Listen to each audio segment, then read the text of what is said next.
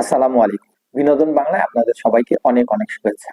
সাফ women's football championship 2026 Bangladesh ও India B গ্রুপের গুরুত্বপূর্ণ ম্যাচে একে অপরের মুখোমুখি হবে 31শে মে বাংলাদেশ সময় রাত 8টায়। বি গ্রুপের চ্যাম্পিয়ন নির্ধারণী এই খেলায় বাংলাদেশের চাইতে ইন্ডিয়া মানসিকভাবে অনেকটা এগিয়ে থাকবে। আমরা যদি লক্ষ্য করি, বাংলাদেশ এবং ইন্ডিয়া এবার নিয়ে পরপর 3বার গ্রুপ পর্যায়ে একে অপরের মুখোমুখি হতে যাচ্ছে। তবে পেছনের দিকে যদি একটু তাকাই, 2022 সালে ইন্ডিয়া মালদ্বীপকে 9-0 গোলে পরাজিত করে। প্রক্ষান্তরে বাংলাদেশ মালদ্বীপকে 3-0 গোলে পরাজিত করে।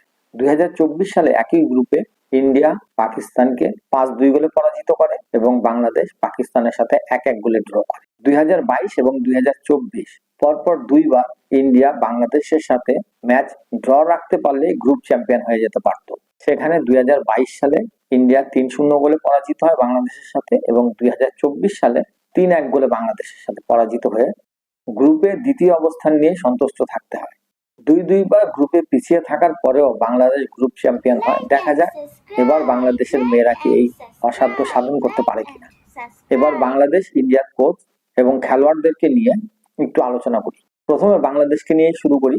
বাংলাদেশের সবচেয়ে বড় সমস্যা হচ্ছে বাংলাদেশের সেন্ট্রাল ডিফেন্স। কোহাটি কিসলু এবং আফ্রিকা খন্দকার, এই দুইজনের যে গতি, এই গতি দিয়ে হাইলাইন ডিফেন্ডিং মোটেও করা সম্ভব না।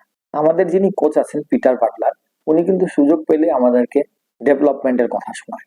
গত 2 বছর ধরে বাংলাদেশ টিম পিটার বাটলারের কাছ থেকে এই একটা জায়গায় ডেভেলপমেন্টের ছিটাফোটাও দেখতে পাই নাই। দুইজন যে উইং ব্যাক আছে, শামসুন নাহার সিনিয়র এবং শৌলি আজিম, এই দুইজন শুধু রক্ষণভাগই সামলায় না। এই দুইজন বাংলাদেশ যখন আক্রমণে উঠে তখন তারা আক্রমণ ভাগকে যথেষ্ট সহযোগিতা করে। মধ্যমাঠ এবং আক্রমণ ভাগ নিয়ে কথা বলার আগে আমি একটা বিষয় আপনাদের কাছে বলতে চাই। পিটার বাটলার যদি তার জেদ ছেড়ে দেয় অন্ততপক্ষে এবারে সাফের জন্য, তার মানে আমি বলতে চাচ্ছি যে আন্ডার-17, আন্ডার-19 যে প্লেয়ার গুলো আছে, মৌমিতা, আরফিন, অর্পিতা, প্রীতি ও সাগরিকা, এই খেলোয়াড়গুলোকে শুরুর একাদশে না রাখার জন্য বিগ ম্যাচে পরীক্ষিত খেলোয়াড়দেরকে মাঠে নামাতে হবে এবং এইটার উপর ভিত্তি করে আমি মাঝমাঠটাকে সাজাতে চাই। মাঝমাঠে মনিকা, মারিয়া এবং ওমেলা। আক্রমণ ভাগে ঋতু, তোহরা এবং আনিকা। একাদশটা যদি এইরকম হয় তাহলে বাংলাদেশ নারী ফুটবলে সেই চিরচেনা রূপ দর্শকরা দেখতে পাবে। এবার ইন্ডিয়াকে নিয়ে আলোচনা করা যাক। ইন্ডিয়ান বর্তমান টিমের কোচ হচ্ছেন ক্রিসপিন ছেত্রী।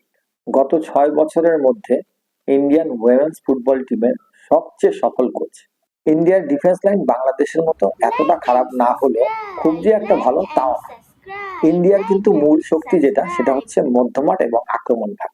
ইন্ডিয়ার কোনো প্রপার নাম্বার 9 খেলোয়াড় নাই, যার কারণে তাদের কোচ ক্রিসপিন ছেত্রী তাদেরকে বলে দিয়েছে যে তোমরা যে মাঝমাঠ এবং আক্রমণ ভাগে যে 6 জন আছো, এই 6 জন প্লেয়ারই তোমরা নাম্বার 9।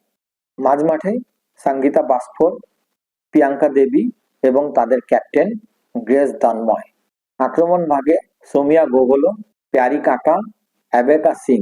অ্যাবেকা সিং কিন্তু মালদ্বীপ ম্যাচের দিন হ্যাট্রিক সহ অলরেডি 4টা গোল করে ফেলেছে। আমার দ্বারা যতদূর সম্ভব হয়েছে আমি আপনাদেরকে দুই দলের অবস্থানটা তুলে ধরার চেষ্টা করেছি। আমার কন্টেন্ট আশা করি আপনাদেরকে ভালো লাগবে। যদি ভালো লাগে তাহলে অবশ্যই লাইক এবং সাবস্ক্রাইব করে আপনাদের পাশে থাকার সুযোগ করে দিবেন। ইনশাল্লাহ ইন্ডিয়া এবং বাংলাদেশের ম্যাচের সামারি নিয়ে আবার আপনাদের সামনে হাজির হব। তো এখনকার মতো আপনাদের কাছ থেকে আমি বিদায় নিচ্ছি। আসসালামু আলাইকুম ওয়া রাহমাতুল্লাহ।